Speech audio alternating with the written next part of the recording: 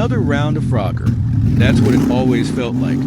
Weaving through cars that behaved more like obstacles than vehicles operated by sentient beings. Could this be the last game? The thought lingered, sharp and sour, like the burn of cheap whiskey. Maybe it was what I wanted. Maybe not.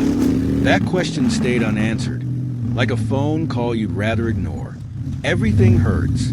Not just the kind of pain that comes with age, though that's plenty. No, this was the deep-in-your-bones ache of a body that had been through hell and carried the receipts. Injuries, surgeries, and a life lived more on the edge than anywhere else had left their marks. Yet, when I'm on the bike, none of it matters. It's the only time I feel whole, like all those broken pieces have finally snapped together, if only for a while. A car swerves into my lane without so much as a glance. A flash of red, midlife crisis sports car, and I'm already reacting. There's no time for pain when the stakes are this high.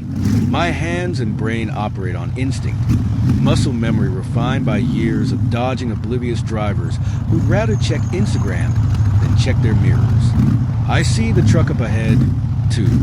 The one whose driver probably thinks turn signals are for cowards. He's drifting like a drunk in a canoe, and I'm the one who's supposed to stay out of his way. These moments are when I'm young again, when I can do anything, when I am anything, just me and my steel rocket, 800 pounds of horsepower and freedom at the twist of my wrist.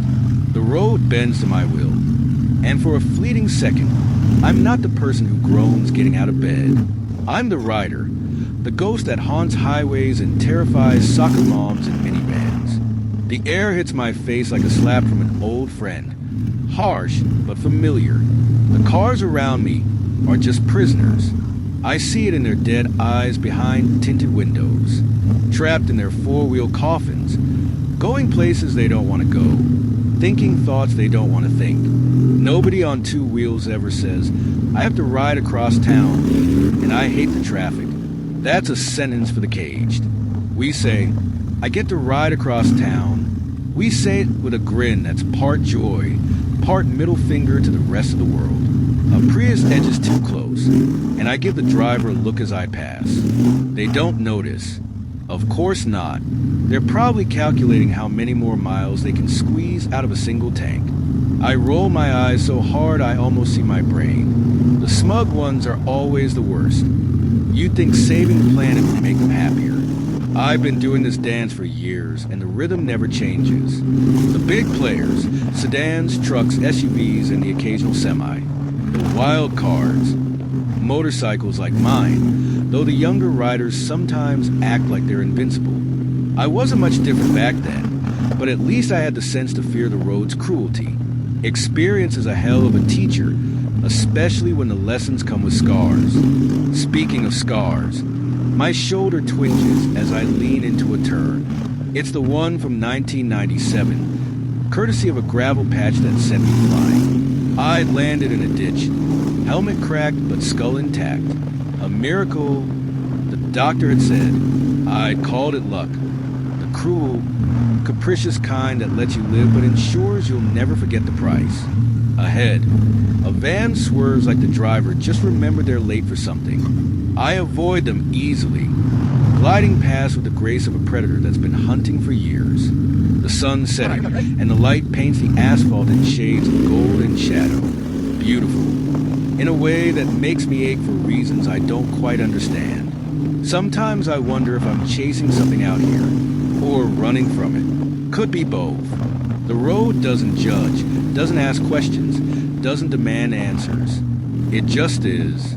Miles and miles of it, stretching endlessly, whispering promises of freedom that are half-truths at best. But I'll take it.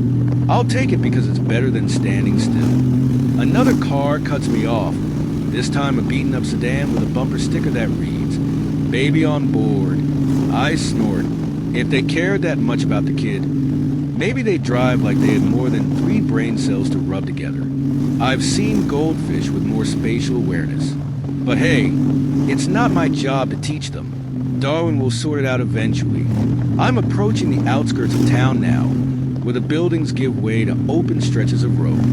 The air smells different here, cleaner, freer. My chest loosens, and I breathe deeper, savoring it. The bike hums beneath me, a living thing that's as much a part of me as my own hands and feet. Together, we're unstoppable. Except we're not. Not really.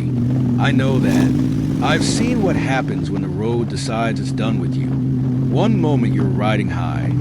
The next you're a skid mark and a cautionary tale. I've lost friends to this life.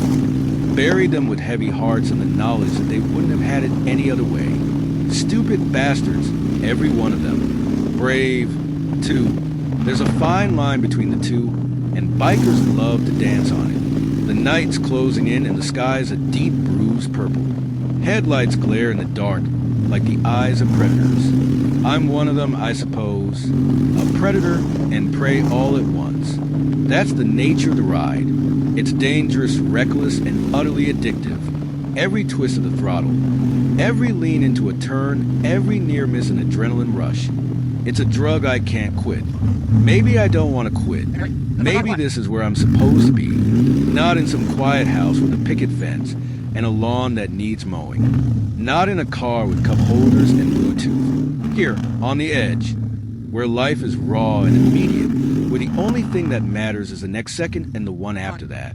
The road stretches ahead, infinite and inviting. I grip the handlebars tighter, lean forward, and twist the throttle. The engine roars in response, a symphony of power and defiance. I'm not sure where I'm going, but that's never been the point. The ride is what matters. The rest can wait. And if this is my last ride, know that I wouldn't want it any other way.